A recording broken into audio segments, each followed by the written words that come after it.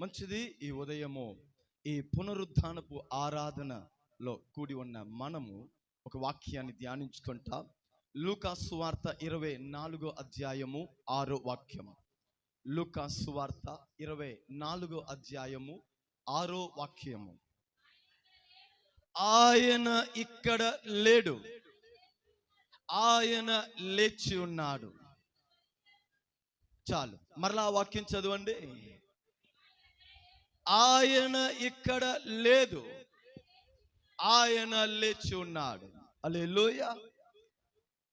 ఇక్కడ దూత వచ్చి అక్కడ సమాధి దగ్గర వచ్చిన స్త్రీల్ని చూసి, దూతల్ని చూసి వారు ఒక వార్త చెప్తున్నారు. ఆ వార్త ఏమిటంటే, యేసయ్య ఇక్కడ లేడు. అంటే యేసయ్యని ఏ సమాధి దగ్గర మీరు వెతుక్కొని వచ్చారో ఆ సమాధిలో యేసయ్య లేడు.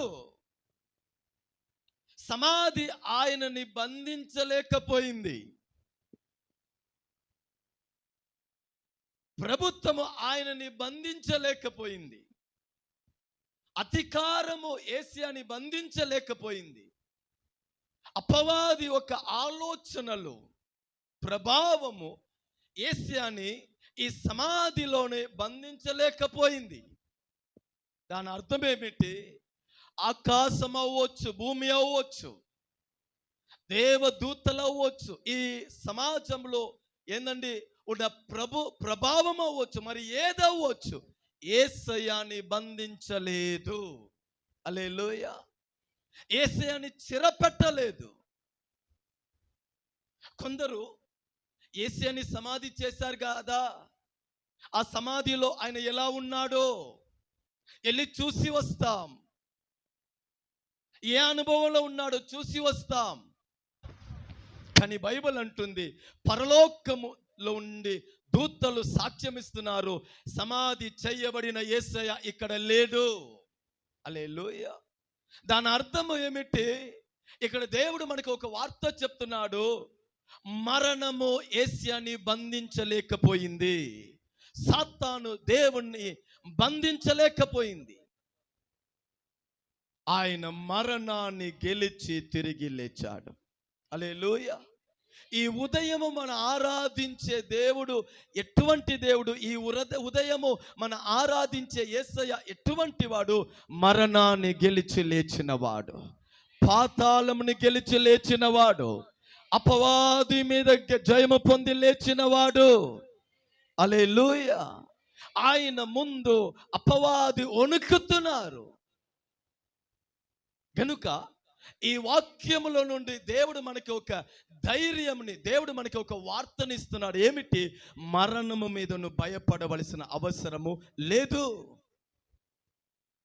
మరణమును జీవితంలో ఏది కూడా చెయ్యలేదు. ఎందుకంటే మొదటి యోహానుకి రాసిన పత్రిక 4వ అధ్యాయము 4వ వాక్యంలో రాయబడింది, లోకములో ఉన్నవాడు కంటే మనలో ఉన్నవాడు గొప్పవాడు. హల్లెలూయా. గొప్పవాడండి, గొప్పవాడు. మనలో ఉన్నవాడు గొప్పవాడంట. ఆయనలాగా మరొకడు ఈ లోకంలో లేడంట. ఎందుకు? మనలో ఉన్న యేసయ్య గొప్పవాడు. ఆయన మరణాన్ని గెలిచి లేచినవాడు. హల్లెలూయా. ఆయన మరణాన్ని గెలిచి లేచినవాడు, ఆ జయశీలుడు నాలో ఉన్నాడు గనుక, నాతో నడుస్తున్నాడు గనుక, నన్ను చూస్తున్నాడు గనుక, నా అడుగు మీద ఆయన అడుగు ఉంది గనుక, నేను ఎక్కడ ఉన్నానో అక్కడ ఆ జయశీలుడు ఉన్నాడు గనుక ఏందండి, అపవాది నా మీద జయము పొందలేడు, వ్యాధి నా మీద జయము పొందలేడు, లోకము నా మీద జయము పొందలేడు. ఎందుకంటే ఆయన ఇక్కడ లేడు. ఇంత అద్భుతమైన మాటని మీకు చెప్తే మీరు ఇంత దుఃఖంగా ఎందుకు ఉన్నారు నాకు అర్థం కావట్లేదు. హల్లెలూయా. ఇదే విదేశీయులకు చెప్తే వాళ్ళు కుర్చీ నుంచి లేచి ఎగురుతూ గంతులు వేస్తూ, హల్లెలూయా, మీరు ఇంకా ఆ గుడ్ ఫ్రైడే తలంపులోనే కూర్చున్నారు. హల్లెలూయా. ఆ శ్రమల దిన వాతావరణంలోనే ఇంకా మీరు మునిగిపోయి ఉన్నారు. కొంచెం బయటకు వచ్చేసింది. హల్లెలూయా. గుడ్ ఫ్రైడే అయిపోయింది. హల్లెలూయా. ఇంకను మీరు అందరూ ఆ సమాధి దుఃఖంలోనే ఉన్నారు. యేసయ్యని కొట్టేశారు, యేసయ్యని పొడి చేశారు, యేసయ్యని సమాధిలో పెట్టేశారు. అక్కడే మీరు ఉన్నారు. నా బైబిల్ అంటుంది ఆయన అక్కడి నుంచి బయటకు వచ్చి 2000 సంవత్సరం గడిచింది. హల్లెలూయా. ఆ మరణం నుంచి బయటకు వచ్చి, ఆ సమాధి నుంచి బయటకు వచ్చి 2000 సంవత్సరం గడిచింది. ఆ సమాధి నుంచి బయటకు వచ్చిన వాడు ఎక్కడ ఉన్నాడు? నా బైబిల్ అంటుంది నాలో ఆయన నివసిస్తున్నాడు, నాలో ఆయన సంచరిస్తున్నాడు, నాతోనే ఆయన జీవిస్తున్నాడు, నాతోనే ఆయన నడుస్తున్నాడు. ఆయన నాలో ఉన్నాడు గనుక ఈ ఉదయం నేను ఉన్నాను. ఆమేన్ చెప్పండి. నా బలము వలన నేను లేదండి, మన అనుభవం వలన ఈ ఉదయం మనము లేదు. సమాధి నుంచి లేచిన వాడు నా బ్రతుకులో వచ్చాడు గనుక ఈ ఉదయం మనం ఉన్నాము. ఈ ఉదయం మనం ఆయనని ఆరాధిస్తున్నాం, ఈ ఉదయం మనం ఆయనని పాడుతున్నాం, ఈ ఉదయం మనం ఆయనని అనుభవిస్తున్నాము. ఎలా? మరణములో నుండి లేచిన వాడు నాలో నివసిస్తున్నాడు గనుక. హల్లెలూయా. ఆమేన్. బిక్కరగా ఆమేన్ చెప్పండి. యేసయ్య తన పునరుద్ధానం గురించి ఒక స్టేట్మెంట్ ఇచ్చాడు. యేసయ్య స్వయంగా ఇచ్చిన ఒక స్టేట్మెంట్. ప్రకటన గ్రంథము 1వ అధ్యాయము 19వ వాక్యం. రెవల్యూషన్, ప్రకటన గ్రంథము 1వ అధ్యాయము 19. కాగా ఆ ఆ ఆ ఆ ఆ ఆ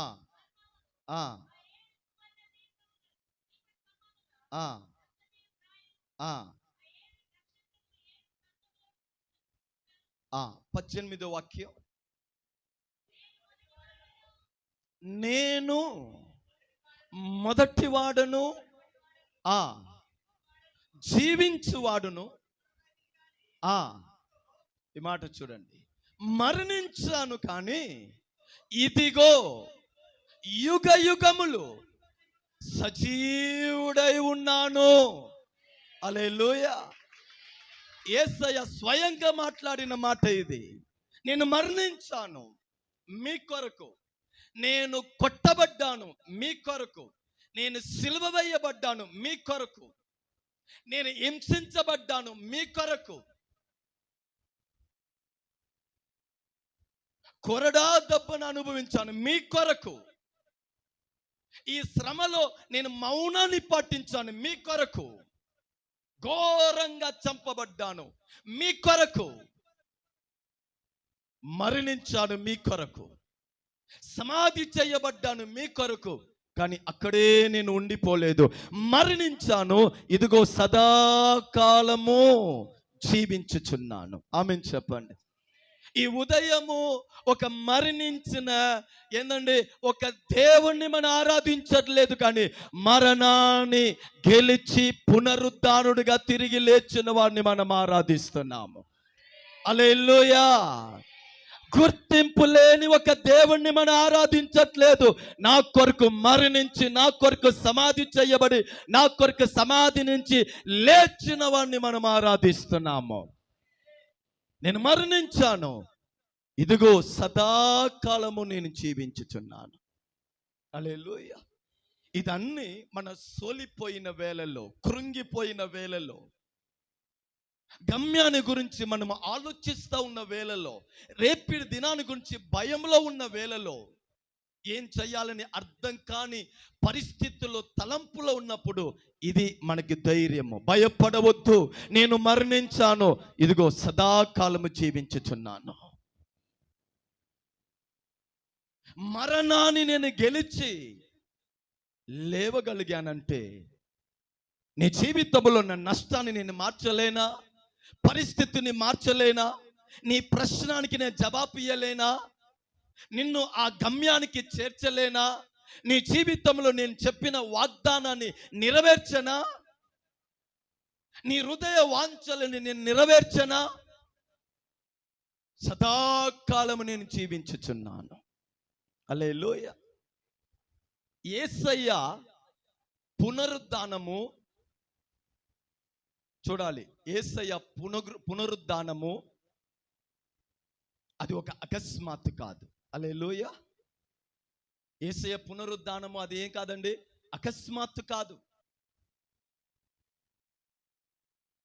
బైబిల్ చెప్పే మాట, ఆయన పునరుద్ధానము లేఖనము నెరవేరుట. హల్లెలూయ. ప్రవచన నెరవేరుట. దీని గురించి అపోస్తలుడైన పౌలయ్య గారు ఒక మాట అంటారు.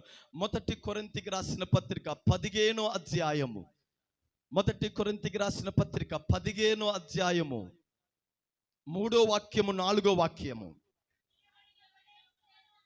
నా ప్రియమైన నాకియ్యబడిన ఉపదేశమును మొదటిగా మీకు అప్పగించి తిని, అది ఏమనగా, చూడండి చూడండి, లేఖనము ప్రకారము. అక్కడే ఉండండి. ఏమంటున్నాడు? లేఖనము ప్రకారము. పిలాతు యేసయ్యని సిలువ వేశాడని చెప్పవద్దు. లేఖనము ప్రకారము. రోమ్ సైన్యము యేసయ్యని పట్టుకున్నారు, హింసించారు అనవద్దు. లేఖనము ప్రకారం హింసించబడ్డాడు. ఏ రోజు ఏందండి, తన భవనములో యేసుని చెరపట్టి హింసించాడు, ఎగతాళి చేశాడు అనవద్దు. లేఖనము ప్రకారము ఎగతాళి చేయబడ్డాడు. లేఖనం ప్రకారం ఆయన ముఖములు చంప మీద కొట్టబడ్డాడు. ఆ యేసయ్య జీవితంలో మనం చూసే ప్రతి శ్రమ లేఖన ప్రకారము. తండ్రి చిత్తము, ఆయన ఈ భూమిలో జన్మించాలి, ఎదగాలి, సేవ చేయాలి, ఉపదేశించాలి, దయ్యాల్ని వెలకొట్టాలి, రోగిల్ని స్వస్థపరచాలి. తన 33వ సంవత్సరంలో ఆయన సిలువ వేయబడాలి, రక్తము కార్చాలి, మరణించాలి, సమాధి వేయబడాలి, 3వ రోజు తిరిగి లేవాలి. ఇది మానవుల ఆలోచన కాదు, పరలోక ఆలోచన, తండ్రి అయిన దేవుని చిత్తము. అందుకే బైబిల్ అంటుంది, యేసయ్య మరణము లేఖన ప్రకారము, యేసయ్య సమాధి చేయబడుట లేఖన ప్రకారము, ఆయన 3వ రోజు పునరుద్ధానుడిగా తిరిగి లేవుట లేఖన ప్రకారం. ఆమేన్ చెప్పండి. హల్లెలూయా, హల్లెలూయా. వాక్యము ప్రకారము యేసయ్య జీవితంలో ఏంటంటే ఈ అనుభవాలు జరిగింది. ఈ ఉదయము దేవుడు మనకి చెప్పే కార్యం ఏమిటి తెలుసా? యేసయ్య జీవితంలో జరిగినది మొత్తం వాక్య ప్రకారము ఎలా నెరవేరిందో, నీ జీవితంలో కూడా నా వాక్య ప్రకారం సమస్తాన్ని నేను నెరవేరుస్తాను. నీ ఆలోచన ఎలా ఉన్నా అనవసరం, మనుషులు మిమ్మల్ని గురించి ఏం చెప్పినా అనవసరం, మీరు మిమ్మల్ని గురించి ఎటువంటి ఆలోచన కలిగి ఉన్నా కూడా అనవసరం. నెరవేరవచ్చు, నెరవేరకుండా పోవచ్చు. అది ఎంత మాత్రం కరెక్ట్ అనేది మీకు తెలియకపోవచ్చు. కానీ మీ మీద దేవుని వాక్యం ఎలా ఉన్నవియో, దేవుని వాక్యం మీ జీవితంలో ఎలా వాగ్దాన రూపంలో దేవుడు ఇచ్చాడో, ఆ వాక్యం ఎన్నడు ఎన్నడు ఎన్నడు వ్యర్థంగా పోవద్దు. హల్లెలూయా. కనుక ఈ పునరుద్ధాన ఆరాధన, ఆయన పునరుద్ధాన మహిమని, పునరుద్ధాన శక్తిని మన జీవితంలో మనం అనుభవించాలి. హల్లెలూయా. మరలా చెప్తాను, యేసయ్య మరణము ముగింపు కాదు. చెప్పండి, యేసయ్య మరణము ముగింపు కాదు. మరణము తండ్రి చిత్తము, అంతేకాని మరణము యేసయ్య ముగింపు కాదు. మన జీవితంలో మనం అనుభవించే బాధ ముగింపు కాదు, కన్నీటి ముగింపు కాదు, అవమానము ముగింపు కాదు, నష్టము ముగింపు కాదు, వ్యాధి ముగింపు కాదు, పోరాటము ముగింపు కాదు. ఇవాళ ఎటువంటి పరిస్థితుల్లో మనం ఉన్నామో అది ముగింపు కాదు. ఎటువంటి మార్గంలో మనం నడుస్తున్నామో అది ముగింపు కాదు. దీని వెనక తండ్రి అయిన దేవుని చిత్తం అనేది ఒకటి ఉంది. ఆమేన్ చెప్పండి. లోకము గద్దించిపోయింది, కానీ దేవుని చిత్తమును నెరవేర్చేవాడు ఎన్నడూ ఏందండి నిలిచి ఉంటాడు. హల్లెలూయా. మీకు తెలుసా, ఇవాళ మనకి ధైర్యం, మనందరిలో ధైర్యం ఉందా కాదా? అంటే మీలో ఉన్న ఆ బయట ధైర్యాన్ని నేను మాట్లాడట్లేదు, నేను బైబిల్ ధైర్యాన్ని మాట్లాడుతున్నాను. మీరందరిలో బయట ధైర్యం ఏందండి? కేజీ ఉందని నాకు తెలుసు. హల్లెలూయా. చిన్న మాట చెప్పేస్తే ఇప్పుడు రా, తెలుసు, ఆ ధైర్యం మన దగ్గర ఉంది. నేను ఆ ధైర్యాన్ని మాట్లాడట్లేదు. నేను మన జీవితంలో ఒక ధైర్యాన్ని మనం పొందాం. ఆ ధైర్యానికి మూలమే తెలుసా? యేసు మరణముల నుంచి లేచాడు కనుక ఈరోజు మనకు ఒక ధైర్యం, ఒక నిరీక్షణ. మనలో ఒక నిరీక్షణ పుట్టుటకు కారణమే యేసయ్య పునరుద్ధానం. శిశులు అందరూ యేసయ్య మరణ వార్తని విని సోలిపోయారు. ఈ ఉదయం మీరందరూ ఎంత సోలిపోయి ఇక్కడ ఉన్నారో వాళ్ళు సోలిపోయారు. ఆశ్చర్యం ఏం తెలుసా? వాళ్ళకి మరణ వార్త చెప్పేటప్పుడు వాళ్ళు సోలిపోయారు. ఇప్పుడు మీరు ఎలా ఉన్నారంటే ఆయన ఎందుకు లేచాడో అని సోలిపోయి ఉన్నట్టున్నారు. హల్లెలూయా.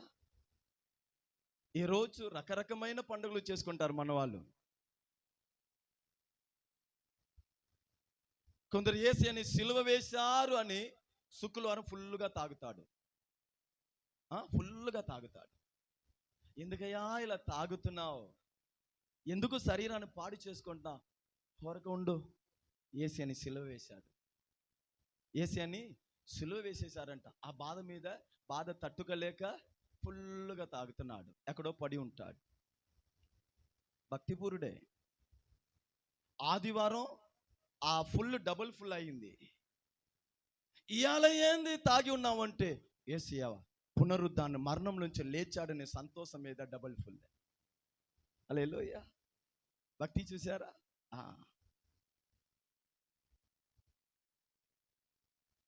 కానీ బైబిల్ చెప్పే మాట, లేఖనము ప్రకారము ఆయన లేచాడు. యేసయ్య గనుక ఆ సమాధిని విడిచి బయటికి రాకపోతే మనందరూ ఎప్పుడో ఎక్కడో సమాధికి వెళ్ళి ఉంటాం. ఎప్పుడు ఈ స్టేట్మెంట్ మర్చిపోకూడదు. ఆయన మరణించాడు గనుక నేను మరణానికి తప్పించబడ్డాను. ఆయన వస్త్రహీనుడిగా మార్చబడ్డాను కనుక రక్షణ వస్త్రం నేను ధరించబడ్డాను.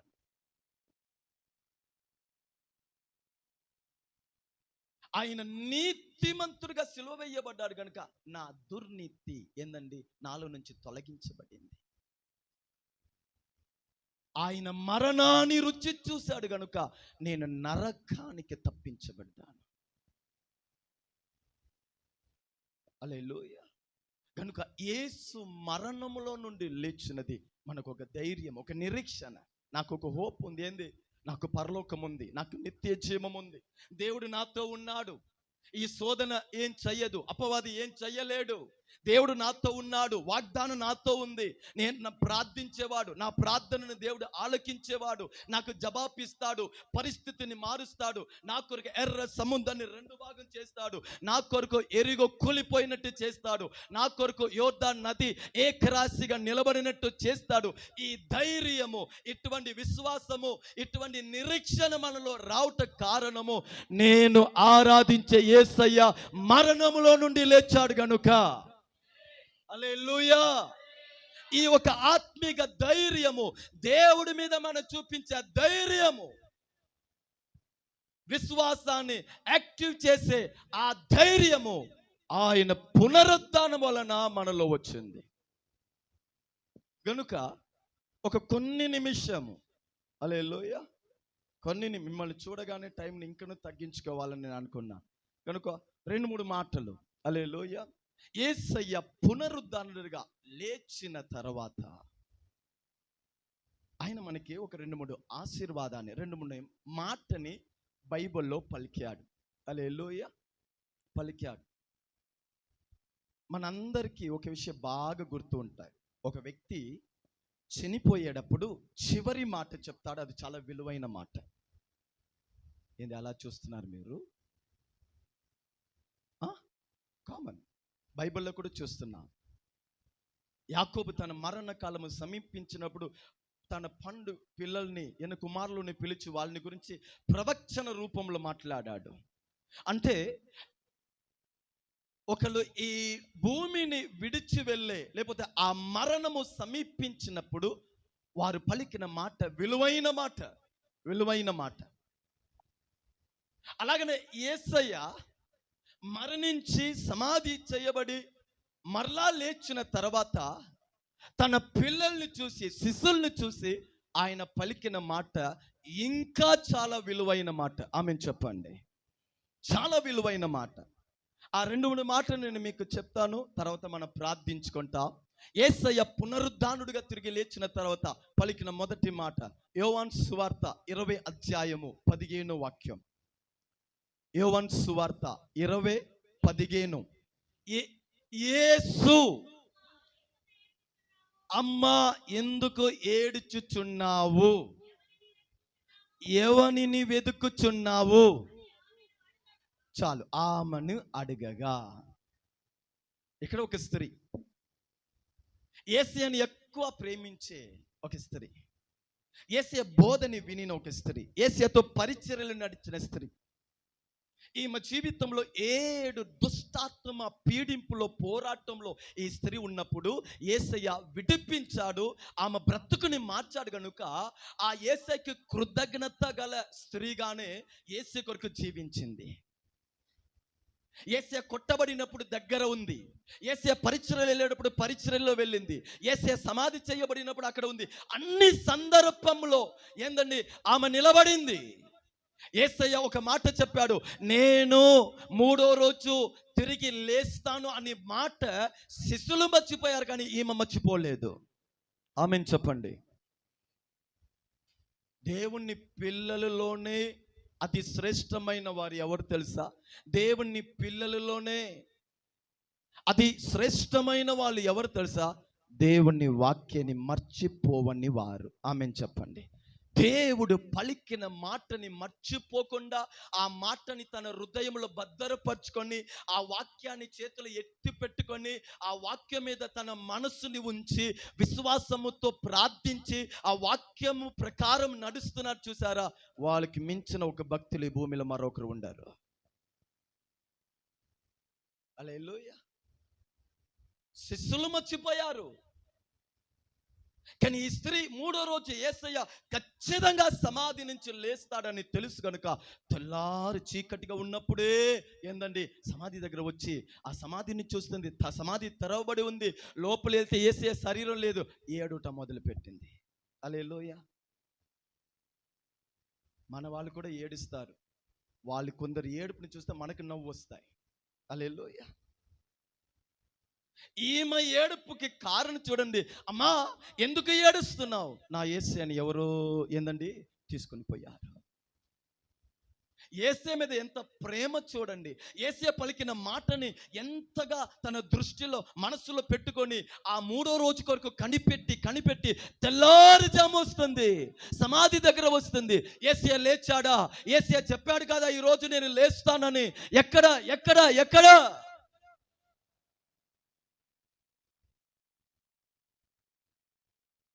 ఆ స్త్రీ ఒక ఏడుపుకి కారణము చూడండి.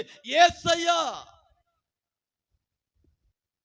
తన కార్యాన్ని వెతకట్లేదు, తన అవసరాన్ని వెతకట్లేదు, తనకి మేలు కలగాలని వెతకట్లేదు, నేను బాగుంటే చాలని ఆమె దృష్టి లేదు. ఆమె వెతికే ఉద్దేశం ఒకటే, యేసయ్య. ఎలా వెతుకుతుంది? ఏడుచుచు వెతుకుతుంది, కన్నీటితో వెతుకుతుంది. ఈ ఉదయము ఈ పునరుద్ధానపు ఆరాధనలో దేవుడు మనకిచ్చే ఒక వార్త తెలుసా? నీ దేవుణ్ణి నువ్వు ఎలా వెతుకుతున్నావు? నీ కొరకు తిరిగి లేచిన వాడిని నీ జీవితంలో ఎలా వెతుకుతున్నావు? కొందరికి దేవుణ్ణి వెతుకుటకు సమయం లేదు, వాక్యం చదువుటకు సమయం లేదు, దేవుని మందిరంలో వచ్చి మోకరించుటకు సమయం లేదు, యేసయ్యతో నడువుటకు సమయం లేదు, బిజీ బిసి బిసి అన్న వారిని కొంచెం బయట వెళ్ళి చూడండి.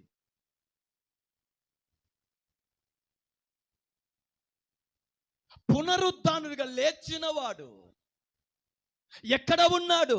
నేను యేసయ్యని చూడాలి, ఆయన స్వరాన్ని వినాలి, ఆయన ముఖ దర్శనాన్ని నేను పొందాలి, ఆయనతో నేను జీవించాలి. ఈ ఉదయము దేవుడు మనకిచ్చే వాక్యం తెలుసా? నీ కొరకు మరణించి నీ కొరకు లేచిన వాడిని నువ్వు ఎంత వెతుకుతావో, ఎంతగా ఆయన దగ్గర చేరుతావో, ఎంతగా ఆయనని అనుభవిస్తావో, ఎంతగా ఆయనలో నిలబడతావో, అంతగా నీ కన్నీటి తొడవబడుతుంది. హల్లెలూయా. ఆమె ఏడుపు యేసయ్యని చూడాలి, ఆమె ఏడుపు యేసయ్యని చూడాలి, ఆమె ఏడుపు నా యేసయ్య ఎక్కడ ఉన్నాడు? వ్యక్తిగత ప్రార్థనలు మనం కూర్చుంటే మన పక్కన వచ్చి కూర్చుంటాడు. ఆయన లాగా మనని అర్థం చేసుకున్న వారు ఈ భూమిలో ఎవ్వరు లేదండి. ఒక దిగజారిన స్థితిలో నేను ఉన్నా కూడా తండ్రి అని పిలువగానే వచ్చి కూర్చుంటాడు. ఎందుకు? పదే పదే ఆయన వచ్చేస్తున్నాడు. మనము ఆయన దగ్గర వెళ్ళలేకపోతున్నాం కనుక ఆయన మన దగ్గర వచ్చేస్తున్నాడు. కొంచెం చదువు ఉంటే తలంపు మారిపోతుంది, అనుభవాలు మారిపోతుంది, మనుషుల్ని ఏంటంటే ఘనపరిచే ఆ ఘనత లేకుండా పోతుంది. కానీ మనం ఆరాధించే దేవుడు చూడండి, మనం ఏ స్థితిలో ఉన్నా, ఎక్కడ ఉన్నా ఏందండి, బైబిల్ అంటుంది ఆయన మనకి సమీపంగా ఉన్నవాడు. ఈ పునరుద్ధాన ఆరాధనలో ఆ పునరుద్ధానుడైన దేవుణ్ణి ఆరాధించుట అంటే ఏమిటి? నీ కొరకు తిరిగి లేచాడే ఆయనని యథార్థంగా వెతుకుతున్నావా? మనసు పూర్తిగా వెతుకుతున్నావా? కన్నీటితో వాక్యాన్ని చదువుతున్నావా? కన్నీటితో ప్రార్థన చేస్తున్నావా? ఆయనని అనుభవించాలని నీ హృదయంలో ఆసక్తి ఉందా? అలా ఉంటే నీ కన్నీటి తొడవబడుతుంది, నీ దుఃఖ దినము సమాప్తమవుతుంది. యేసు అంటున్నాడు, స్త్రీ అని పిలుస్తున్నాడు, అమ్మా అంటున్నాడు. ఆశ్చర్యం. కన్నీటితో వచ్చి, కలవరత్వం వచ్చింది, కన్నీటితో వెతుకుతుంది. వెళ్ళేటప్పుడు ఎలా వెళ్ళిందండి? సంతోషముతో వెళ్ళింది. ఏ ఉదయం పునరుద్ధాన ఆరాధనలు మన పునరుద్ధానుడిగా లేచిన యేసయ్యని మనము జ్ఞాపక చేసుకునుట అంటే, ఆయనని ఆరాధించుట అంటే ఏమిటి? నువ్వు ఆయనని వెతికేవాడుగా ఈ భూమిలో ఉండాలి. నీకు నీ యేసయ్య మధ్యలో ఉన్న బంధానికి అడ్డగించే ఏదైనా సరే పక్కన చేయుటకు మన సిద్ధంగా ఉందుముగాక. హల్లెలూయా. అదే యోవాను సువార్త 20 అధ్యాయము 19 వాక్యం చదవండి. ఆ ఆ ఆ ఆ ఆ ఉండగా యేసు వచ్చి మధ్యలో నిలిచి, బిగ్గరగా చెప్పండి, మీకు సమాధానము కలుగునుగాక, మీకు సమాధానము కలుగునుగాక. పునరుద్ధానుడుగా లేచి ఆయన తన శిష్యుల మధ్యలో వచ్చి నిలబడి ప్రత్యక్షమై చెప్పే మాట, మీకు సమాధానం. ఎందుకు? భయముతో ఉన్నారు. ఆమేన్ చెప్పండి. యూదులు మమ్మల్ని పట్టుకుంటారు, మమ్మల్ని చంపేస్తారు, మమ్మల్ని సిలువ వేస్తారు. మా గురు యేసయ్యని పట్టుకున్నారు, హింసించారు, సిలువ వేసేశారు. ఇప్పుడు వాళ్ళు మమ్మల్ని కూడా వెతుకుతున్నారు. మాకు కూడా ఏందండి మరణ శిక్షను విధించబోతున్నారు, మేము సేవ చేయలేము. ఈ ఉదయము మీరు కూడా ఎటువంటి భయముతో ఇక్కడ ఉన్నారు? ఈ ఉదయం మీరు ఎటువంటి భయంతో ఇక్కడ ఉన్నారు? మీ మౌనం ఎలా ఉందంటే, మాకు భయమా? అది నిజమే. హల్లెలూయా. కానీ ఇక్కడ శిష్యులు భయంతో ఉన్నారు. కానీ ఇలా భయములో ఉన్న ఈ శిష్యులు ఎవరు? అపోస్తులు. ఈ భయంలో ఉన్న శిష్యులు ఎవరు? సేవ కొరకు పిలువబడిన వారు. ఈ భయంలో ఉన్న శిష్యులు ఎవరు? ఏందండి, యేసయ్య తర్వాత యేసయ్యలాగా జీవించుటకు పిలువబడిన వారు. ఈ భయంలో ఉన్న శిష్యులు ఎవరు? దేవుణ్ణి వాగ్దానాన్ని పొందిన వారు, దేవుని కొరకు వాడబడేవారు, దేవుని కొరకు వేరుపరచబడిన వారు, దేవుని సేవని నేర్చుకున్న వారు, యేసయ్యను అనుభవించిన వారు, యేసయ్య పాదంలో కూర్చున్నవారు. అంటే ఇక్కడ భయములో ఉన్న శిష్యులు సాధారణమైన వాళ్ళు కాదండి. దేవుని రాజ్యము కొరకు పిలువబడిన వారు, వేరుపరచబడిన వారు, అభిషేకించబడిన వారు, వాక్యాన్ని ఎరిగిన వారు, దేవుడితో జీవించిన వారు, యేసయ్యను అనుభవించిన ఒక ఆత్మీయులు. మనలో కూడా చాలా మంది కొందరు అంటారు, ఒకప్పుడు మేము ప్రార్థించేటప్పుడు, అంటే ఇప్పుడు ప్రార్థన లేదని. ఒకప్పుడు అంటే ఇప్పుడు శూన్యం. ఒకప్పుడు నేను మైక్ పట్టుకుంటే, అంటే దాని తర్వాత ఈయన మైక్ పట్టుకొని ఇంచుమించు 10 సంవత్సరాలు అయిపోయిందని అర్థం.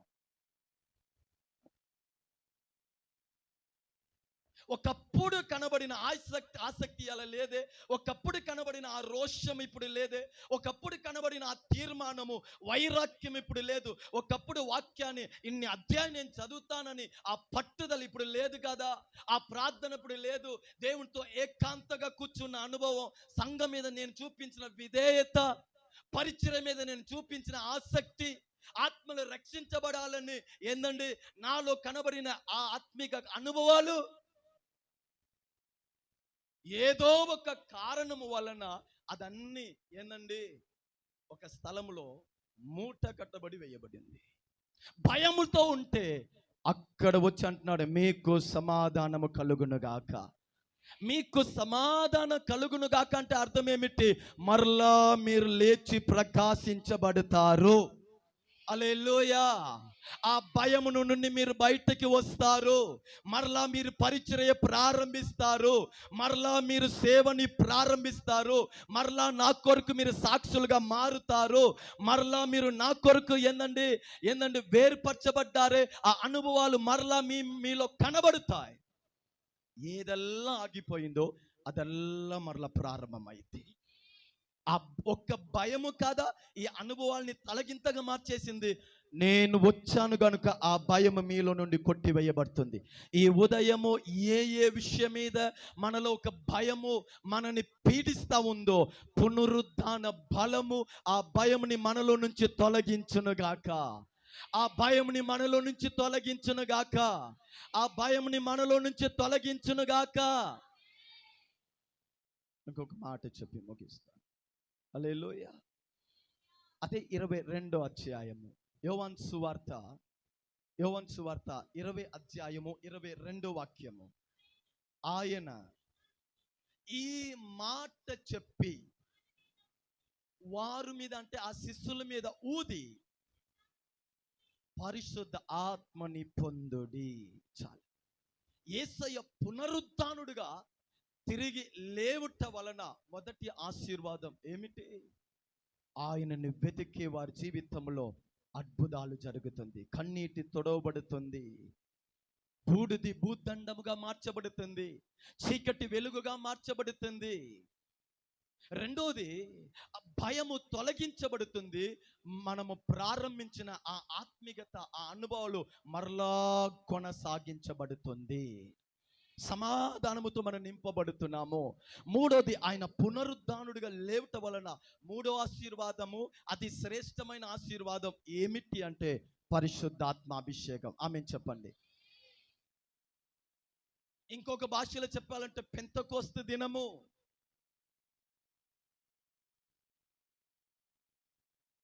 పరిశుద్ధాత్మ అభిషేకము మనకి లేకపోతే, అభిషేకం మనకి లేకపోతే, పరిశుద్ధ ఆత్మతో మనకి ఐక్యత లేకపోతే, మీరు గంటన్నర సేపు ఇక్కడ వాక్య విని ఆమేన్ చెప్పి హల్లెలూయా చెప్పి ఏందండి గంతులు వేసి స్తుతించి అన్నీ చేసి అలా బయట వెళ్ళగానే మీ చెప్పులు కనబడకపోతే అంతే. ఆ గంట సేపు వినిన వాక్యం అని ఎగిరిపోతాయి. ఆ ఓపిక, ఆ సగనము ఇక్కడే ఉంటాయిలే, కొంచెం వెతుకుతాంలే అని తలంపు. ఆహా, ఎందుకు ఆదివారం దూతలుగా మారిపోయి మిగిలే సోమవారం నుంచి శనివారం వరకు దయ్యములాగా మన రూపము? ఎందుకంటే మనని కంట్రోల్ చేసేవాడు మనలో లేదు. హల్లెలూయా. మనని కంట్రోల్ చేసేవాడు మనలో లేదు. యేసయ్యకి శిష్యుల గురించి బాగా తెలుసు. ఒక్కొక్కరు ఒక్కొక్క తలనొప్పి. ఏంది అలా అంటున్నారు? ఒక్కొక్కరు ఒక్కొక్క తలనొప్పి. ఈ పేతురు ఇంకొకరితో కలవడు. ఈ యోవాను ఏందండి, యాకోబు వీళ్ళు ఒక పార్టీ, ఈ పేతురు ఒక పార్టీ. ఈ పేతురు యేసయ్యతోనే భక్తితో వస్తాడు, కానీ యేసయ్యకే తెలియకుండా ఏందండి గడ్గంని తనతో పాటు తీసుకొస్తాడు. అందరితో పాటు హల్లెలూయా చెప్తానే ఉంటాడు, పాడుతూ ఉంటాడు, గెస్తమన్లో వస్తాడు, ప్రార్థన చేస్తాడు. తేడా వచ్చిందంటే తీసేస్తాడు. అడ్డం ఎవరు వచ్చినా ఇంకా ఆమేన్ అంతే. తోమా ఆయనకి ఉదయం లేచిన గారి నుంచి రాత్రి పనుకొనేంత ప్రతి మాటకి సందేహమే. లైట్ వెలిగిన ఎందుకు లైట్ వెలిగింది అంటాడు, కరెంటు పోయినా కరెంట్ ఎందుకు పోయింది అంటాడు. ఆ వ్యక్తిని ఎలా మేనేజ్ చేస్తారు చెప్పండి?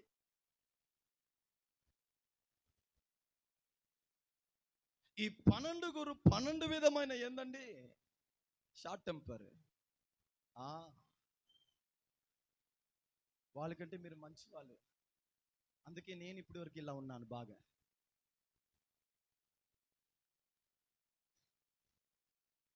బైబిల్ అంటుంది.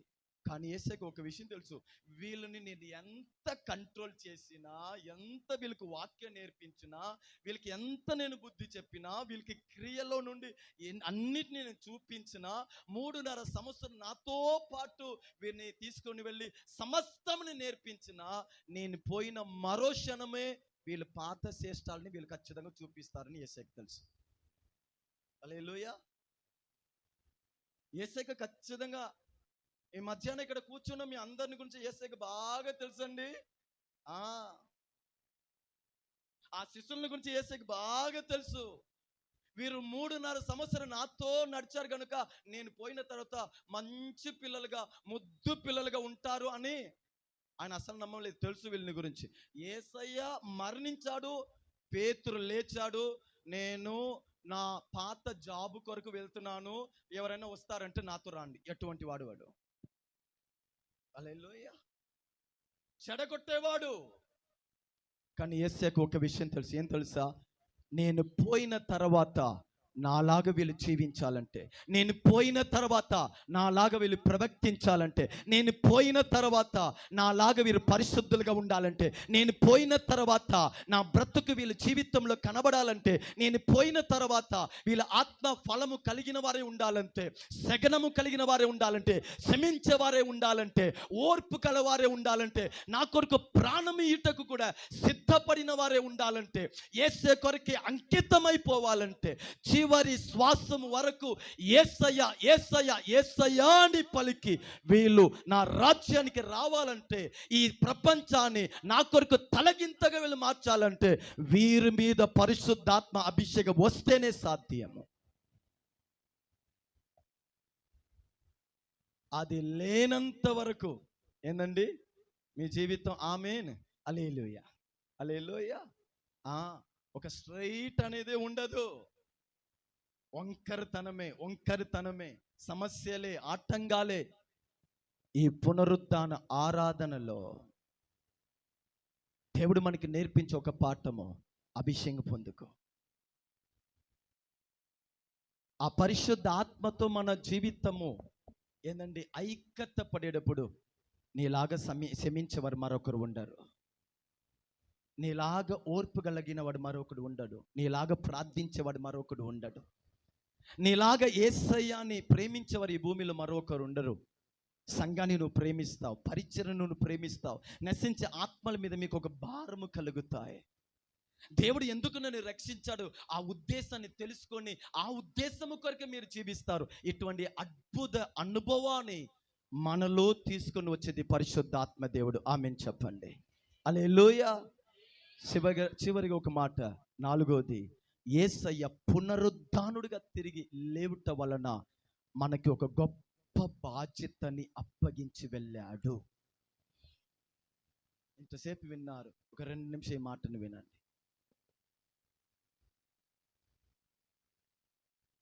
యేసయ్య మరణించాడు అని బాధ కలుగుతుంది, హింసించబడ్డాడు అని మనకి బాధ కలుగుతుంది, మనని ఇంతగా ప్రేమించాడని మనకి ఆశ్చర్యం కలుగుతుంది. మన కొరకు తిరిగి లేచాడని ఒక సంతోషము, ఒక నిరీక్షణ మనలో ఉంది. సంతోషమే. ఈ ఉదయం నేను ఒక మాట చెప్తాను, మన సంతోషం ఈ పండుగతో అయిపోకూడదు. మన సంతోషము ఈ ఆరాధనతో అయిపోకూడదు. మన సంతోషము ఈ Easter, happy Easter, same to you brother అని మాటతో ఏందండి అయిపోకూడదు. ఈ పునరుద్ధాన ఆరాధన లేకపోతే యేసయ్య పునరుద్ధానం ఒక ముగింపు ఏం తెలుసా? మత్తయి సువార్త 28వ అధ్యాయము 18, 19 చదవండి. మత్తయి సువార్త 28, 18, 19. అయితే యేసు వారి అంటే శిష్యుల యొద్దకి వచ్చి, పరలోకమందును భూమి మీదను నాకు సర్వాధికారం ఇవ్వబడి ఉంది, కాబట్టి మీరు వెళ్ళి. ఈ మాట చెప్పండి అందరూ, కాబట్టి మీరు వెళ్ళి చెప్పండి. కాబట్టి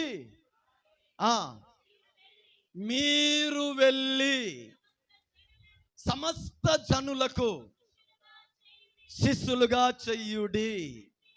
చాలు. ఈ మాట చెప్పండి, కాబట్టి నేను. మన ఎదుట వాళ్ళని చెప్పి చెప్పి చెప్పి అలవాటు పడిపోయాము. అక్కాయి నువ్వు ఊడు, అక్కాయి నువ్వు కడగండి, అక్కాయి మీరు అది తీయండి, అన్నా కొంచెం చూడండి అన్నా. ఇక్కడ బైబిల్ అంటుంది, ఈ మేస్త్రి పనిని ఆపేసే. అక్కడ ఒక్కరిగా ఉంది, సరిగా ప్లాస్టరింగ్ చేయి, ఆడ కొంచెం తేడా అనిపిస్తుంది, ఇదన్నీ ఆపేసాయి. కాబట్టి నీవు ఏం చెయ్యాలి? వెళ్ళాలి. వెళ్ళి సమస్త జనులకు వారిని శిష్యులుగా చేయి, ఆత్మల్ని రక్షించు. నా యేసయ్య నా కొరకు పునరుద్ధానుడై లేచాడు అనేది మీరు పూర్తిగా విశ్వాసిస్తున్నారంటే ఆ విశ్వాసం ఒక పరిపూర్ణత ఈ వాక్యం నెరవేరాలి. ఈ మాటని బాధతో చెప్తానండి. ఒకరోజు మనందరూ దేవుడు ముందు, సింహాసనం ముందు నిలబడతాం. ఈ భూమిలో నువ్వు చదివిన చదువుని ఆయన లెక్క అడగడు. ఈ భూమిలో నువ్వు ఎంత పెద్ద శిఖరానికి చేరావు అడగడు. ఎంత పేరు ప్రస్తావని సంపాదించావు అడగడు. నువ్వు ఎంత డబ్బుల్ని సంపాదించావు అడగడు. నీ వలన ఏందండి వారు ఎలా సంతోషపడ్డారు, వీళ్ళు ఎలా సంతోషపడ్డారు అని అడగడు. ఖచ్చితంగా ఒక ప్రశ్నము ప్రతి ఒక్కరి దగ్గర అడుగబడతాయి. నా కొరకు నువ్వు ఏం చేశావు? నీ కొరకు నేను ఈ భూమిలో జన్మించాను, నీ కొరకు నేను మరణించాను, నీ కొరకు శ్రమను అనుభవించాను, నీ కొరకు రక్తము కార్చాను, నీ కొరకు నేను సమాధి చెయ్యబడ్డాను, నీ కొరకు లేచాను. ఇదన్నీ నేను నీ కొరకు చేశానని నా మీద నీకు నిజంగా ప్రేమ ఉంటే నీవు పొందిన రక్షణ నా ఎదుటవాడు కూడా పొందాలని నువ్వు ప్రయాసపడి ఉంటావు. ఆమేన్ చెప్పండి. చెప్పండి, యేసయ్య మీద అందరికీ ప్రేమ ఉందా? సాంబియా బ్రదర్, యేసయ్య అంటే మీకు ప్రేమేనా? యేసయ్య అంటే మీకు చాలా ఇష్టమా? యేసయ్య నా కొరకే మరణించాడని నమ్ముతున్నారా? యేసయ్య నా కొరకే లేచాడని నమ్ముతున్నారా? అంటే మీరు మీ జీవితంలో ఖచ్చితంగా నీవు పొందిన రక్షణ, నీవు పొందిన సంతోషం, నీవు పొందిన ఈ రక్షణ జీవితము నా స్నేహితుడు కూడా పొందాలని మీరు ప్రయాసపడాలి. రక్షణ లేని నా భర్త రక్షించబడాలని నీ మనసులో ఒక బాధ లేవాలి. నా తోడు పుట్టినవారు, నా గ్రామంలో ఉన్నవారు, నా వీధిలో ఉన్నవారు, నేను పనిచేస్తున్న స్థలంలో, నా బంధుమిత్రులు. నేను అందుకే యవన పిల్లలకి ఎప్పుడు చెప్పే మాట ఒకటి, నీ స్నేహితులకి యేసే అని చెప్పే ఓపిక నీకు ఉంటే, సువార్త చెప్పే ఓపిక ఉంటే, వారిని రక్షణలో నడిపించే ఓపిక ఉంటే వాళ్ళతో ఫ్రెండ్షిప్ని కొనసాగించు, లేదా ఫ్రెండ్షిప్ని కట్ చేసేసి. ఎందుకంటే ఒకరోజు నీ ఫ్రెండ్, వీడు నాతో తిన్నాడు, నాతో తిరిగాడు, నాతో చాటింగ్ చేశాడు, నాతో వీడియో కాల్ చేశాడు, నాతో అన్ని చేశాడు, అన్ని టైము ఈయన దగ్గర స్పెండ్ చేశాను, ఈ రక్షణని ఈయన ఒక్కరోజు కూడా నాకు చెప్పలేదు అని ఆ రోజు ఆయన నీకు విరోధంగా సాక్ష్యం చెప్తాడు. ఆ రోజు ఆయన నరకానికి వెళ్ళుటకు ఈయనే కారణమని మన మీద ఒకవేళ ఏలు చాపబడితే ఏమైంది మన పరిస్థితి? ఈ పునరుద్ధాన ఆరాధన వ్యర్థమవ్వకూడదంటే, ఈ ఆత్మీక జీవితం వ్యర్థమవ్వకూడదంటే, నీ భక్తి వ్యర్థమవ్వకూడదంటే, నీ ఆరాధన వ్యర్థమవ్వకూడదంటే, నీవు యేసయ్య మధ్యలో ఉన్న బంధము, ఆ డెడికేషన్, ఆ తీర్మానము, ఆ అర్పణ, ఆ విత్తనము ఏదైనా సరే వ్యర్థమవ్వకూడదంటే, నీవు పొందిన రక్షణ ఎదుట వాళ్ళు కూడా పొందే బాధ్యత దేవుడు అది నీకు మాత్రమే ఇచ్చాడు. ఆయన వెళ్ళినప్పుడు ఈ అధ్యాయిని జీసస్ ఫేర్వెల్ అని అంటారు. ఈ 28 అధ్యాయాన్ని జీసస్ ఫేర్వెల్, కాలేజీ ముగింపులో ఫేర్వెల్ పార్టీ చేస్తారు, అంతేనా? అయ్యో చూడలేమండి. ఆ కన్నీటి ఏంది, ఆ డైలాగ్స్ ఏంది, అయ్యో అయ్యో అయ్యో అయ్యో. ఇక్కడ ఒక ఫేర్వెల్ ఏ అన్నారు తెలుసా? నేను వెళ్తున్నాను, మీలాగా ఒక గుంపుని తయారు చేసి నా సన్నిధికి తీసుకొని రండి. ఈ ఉదయం మాటతో నేను ముగిస్తాను. మీరు పని చేసిన, చక్కని ఇల్లు కట్టుకున్న, మీరు ఎటువంటి అనుభవంలో ఉన్నారో ఇదన్నీ దేవుని కృప వలనే, దేవునికి కృతజ్ఞత గల వారే ఉండండి. కానీ అదే సమయము ఒకరోజు దేవుడు లెక్క అడిగే రోజు, దేవా వీళ్ళకి నేను సువార్త చెప్పానయ్యా, వీళ్ళని సంఘానికి నేను నడిపించానయ్యా, వీళ్ళు ప్రభువా అభిషేకం పొందుటకు నేను మార్గం చూపించానయ్యా, నిన్ను గురించి అక్కడ సాక్ష్యము చెప్పబడును గాక. నిన్ను గురించి అక్కడ కొందరు సాక్ష్యం చెప్పాలి. ఈ సహోదరి ప్రార్థన వలన నేను యేసయ్యని తెలుసుకున్నాను, ఈ సహోదరుడు ఆ ప్రేమ చూపించాడే దాని వలన యేసయ్య ప్రేమని తెలుసుకున్నాను, వీరు నా ఇంటికి వచ్చి నన్ను బలవంతంగా సంఘానికి పిలిచారు కనుక నేను ఈ జీవితాన్ని పొందుకున్నాను. మనని గురించి కొన్ని ఆత్మలు పరలోకములో సాక్ష్యము చెప్పునుగాక. ఆ సాక్ష్యము కొరకు ఈరోజు మన జీవితము సిద్ధపడాలి.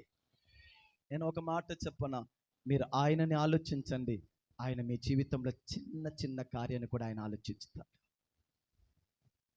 లోకస్తులలాగా మన పండుగ చేసేవారు కాదండి. సంతోషంగా ఉండాలి, దానిలో ఒక అర్థం ఉంది.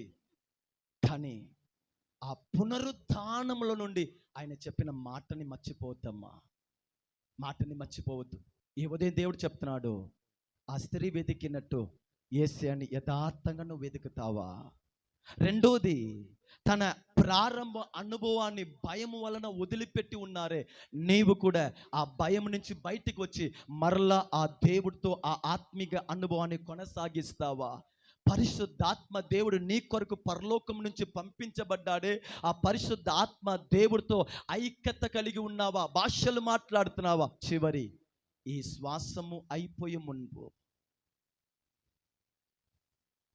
ఈ లోకాన్ని ఒకవేళ యేసయ్య రాకడ సమీపం అవ్వచ్చు, లేకపోతే నేను ఈ భూమిని విడిచిపోయే రోజు రావచ్చు. ఈ రెండు మధ్యలో నా యేసయ్య కొరకు నేను ఆత్మల్ని సంపాదించానా? నా సాక్ష్యాన్ని ఎవరికైనా చెప్పానా? ఈ మాటని చూసేటప్పుడు భయంగా ఉందండి. మన సమయాన్ని మొత్తం ఎన్నో విషయం మీద మనం చెడగొట్టేశాం కదా. ఫోన్ తీసుకుంటే గంటల సమయం పోయింది. నచ్చిన వాళ్ళు కనబడితే గంటలు మన తీర్మానాన్ని మర్చిపోతున్నాం కదా. మన కంటి ముందే పాపము, మన కంటి ముందే సమస్యలు, మన కంటి ముందే ప్రజలు కూలిపోతూ ఉంటే మనము దానిని గురించి సీరియస్గా తీసుకోకుండా ఒక స్వార్థ తలంపు మీద ముందు వెళ్ళిపోతున్నాము కదా. ఈరోజు ఒక తీర్మానము. యేసయ్య అన్నాడు, నేను మిమ్మల్ని సిద్ధపరిచి నేను పరలోకానికి వెళ్తున్నాను, మీరు నా సన్నిధికి వచ్చేటప్పుడు ఒక ఆత్మ గుంపుని తయారు చేసి రండి. ఈరోజు ఈ పునరుద్ధానపు ఆరాధనలో మనం ఒక తీర్మానం తీసుకుంటాం. ఆ తీర్మానం ఏమిటంటే, ప్రభువా ఆత్మల గురించిన భారము నాకు కావాలయ్యా. ఆత్మల్ని రక్షించబడుటకు నాకు భారము కావాలయ్యా. నీ సువార్తను ప్రకటించే అవకాశం, నీ కృపను నాకు ఇయ్యండి అయ్యా. నేను కూడా ప్రభువా సాధ్యమంత వరకు ప్రభువా నా సాక్ష్యము ద్వారా, ప్రార్థన ద్వారా, ప్రేమ ద్వారా నిన్ను వాళ్ళకి తెలియచేసి వారు నీ పాపముల నుండి ప్రభువా బయటకి తీసుకొని రావుటకు నన్ను వాడుకోండి అని ఈ ఉదయము ఒక సువార్త సేవ కొరకు, ఆత్మల రక్షణ కొరకు మనం ఒకసారి పునరుద్ధాన ఆరాధన అప్పగిస్తామా? ఉన్న స్థలంలో అందరూ మోకరించి, ఆత్మ భారమును నాకు ఇయ్యండి దేవా.